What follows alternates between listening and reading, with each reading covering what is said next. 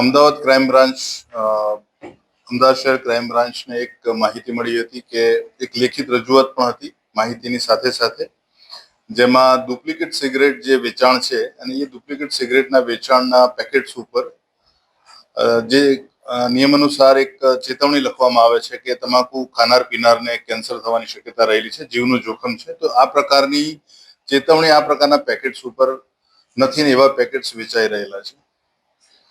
આજે માહિતી મળી એ અરસામાં જે ગોલ્ડફ્લેક અને માલબોરો કંપનીમાં, ખાસ કરીને ગોલ્ડફ્લેક કંપનીના જે ડીલર હતા એ ડીલરને બોલાવીને આ વસ્તુ વેરીફાઈ કરતા એમણે કર્યું કે અમારી કંપનીની જે સિગરેટ્સ છે એની નકલી બનાવટો બજારમાં વેચાય છે અને એ અંગેની કાયદેસર કાર્યવાહી કરવા માટે અમને રજૂઆત કરેલી.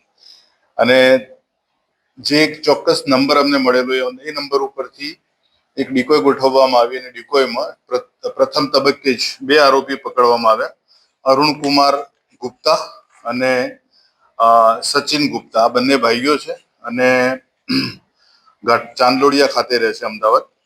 અને એમની પાસેથી શરૂઆતના પ્રથમ તબક્કામાં 3.25 લાખની માલબોરો અને ગોલ્ડફ્લેક કંપનીની બનાવટી સિગરેટ્સ મળી આવેલી. અને આ જે વધુ પૂછપરછમાં એમણે જે વ્યક્તિનું નામ આપ્યું એ વ્યક્તિનું નામ છે સુજીત પોદાર.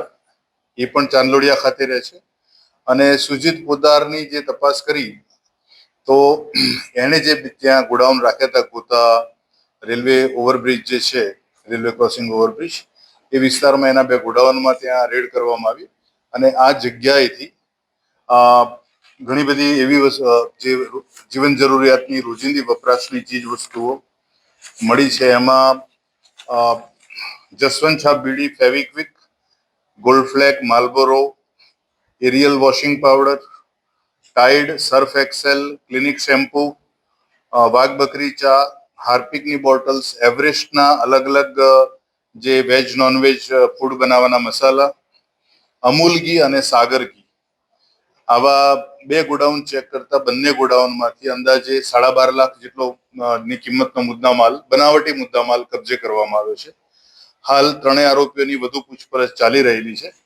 અને આ જે વધુ પૂછપરછમાં જે પ્રકારે માહિતી મળી એ પ્રકારે આ જે 2 જણા જે છે, અરુણ ગુપ્તા અને પ્રકાશ ગુપ્તા, સચિન ગુપ્તા, બંને ભાઈઓ માત્ર જે બનાવટી ગોલ્ડફ્લેક અને માલબોરો સિગરેટ છે એની ડિલિવરી કરતા હતા. જે પણ કોઈ ડિમાન્ડ કરે તો એ એમને ત્યાં ડિલિવરી પહોંચાડતા હતા.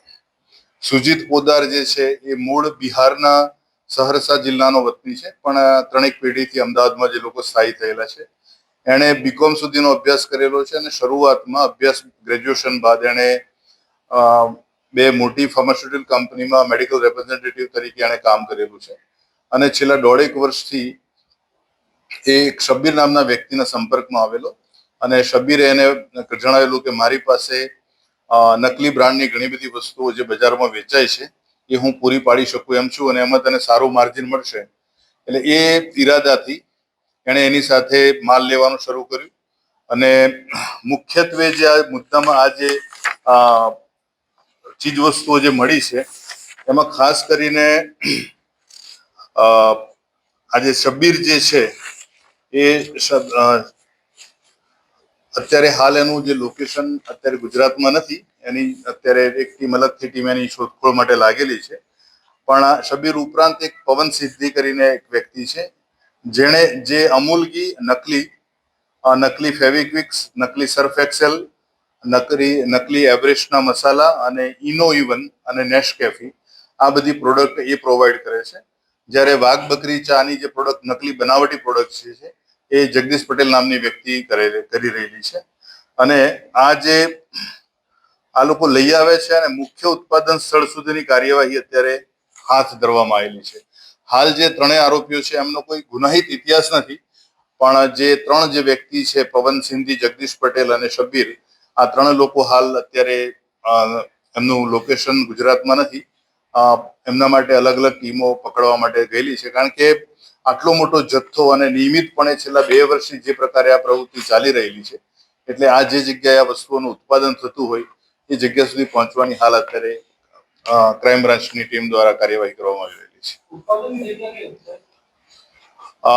આ જે હાલના પકડાયેલા આરોપીઓ છે એમને આજે મુખ્ય મેં 3 આરોપી બતાવ્યા કે જે ખૂબ મોટા જથ્થામાં હાલ પ્રાથમિક પૂછપરછમાં હાલના જે આરોપીઓએ જણાવ્યું એ પ્રમાણે આ મોટો જથ્થો આ લોકોની પાસે છે અને મોટાભાગે પ્રાથમિક માહિતી મુજબ આ રાજસ્થાનમાં આ અમુક બનાવટો રાજસ્થાનમાં બનતી હોવાનું જણાવેલું છે.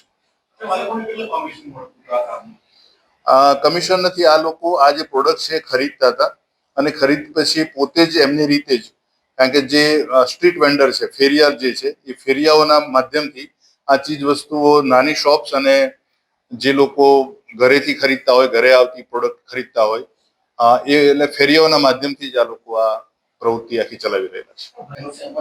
આ જેટલી પણ બનાવટી ચીજ વસ્તુઓ છે એનું તમામનું પૃથ્થકરણ કરવામાં આવશે અને એમાં કયા પ્રકારના પદાર્થોનો સમાવેશ કરવામાં આવેલો છે, આ પ્રોડક્ટ કેવી રીતે બનાવવામાં આવેલી છે, એની તમામ પ્રકારની કાર્યવાહી હાથ ધરવામાં આવશે અને એ અંગે જે તે વિભાગને પણ જાણ કરવામાં આવેલી છે અને આગળ જે છે આ ઉત્પાદન ક્યાં થઈ રહેલું છે, જથ્થો ક્યાં મોટા પ્રમાણમાં રાખવામાં આવેલો છે, એ દિશામાં તપાસ ચાલી રહેલી છે.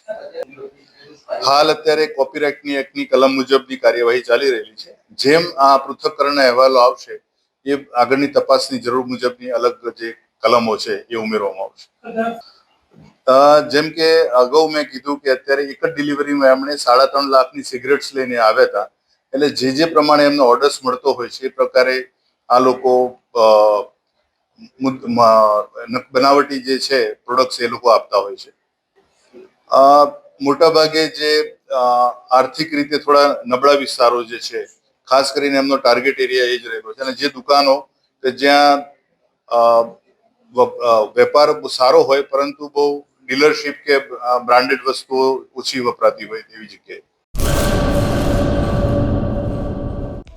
હેલો ભુજ, તો કેમ છો તમે? આજે હું તમને એવા શોરૂમની વિઝિટ કરાવું છું જે છેલ્લા 10 વર્ષથી કચ્છની જનતાના પ્રેમ અને વિશ્વાસથી મહેકતું લુગડા બજાર ફેમિલી શોરૂમ. આ શોરૂમમાં સ્ટાર્ટિંગ પ્રાઇસ 399થી છે, જેમાં kids wear, girls wear, boys wear અને જેન્ટ્સ વેર અને લેડીઝ વેરમાં પણ ન્યૂ વેરાયટીવાળું કલેક્શન પણ જોવા મળી રહેશે. અને જેન્ટ્સ માટે વેડિંગ કલેક્શન અને કુર્તા કલેક્શન પણ બહુ જ સારું છે.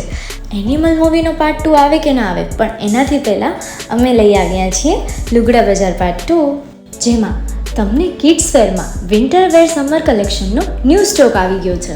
લેડીઝ વેરમાં પણ ન્યૂ ડિઝાઇનમાં kurti, top and coat set best price थी स्टार्ट थाय छे. तो जेंट्स वेर में भी मिल जाएगा boss. Leather, jacket, brand pants and check shirts, formal shirts, track pants પણ બેસ્ટ થી બેસ્ટ પ્રાઇસ સાથે.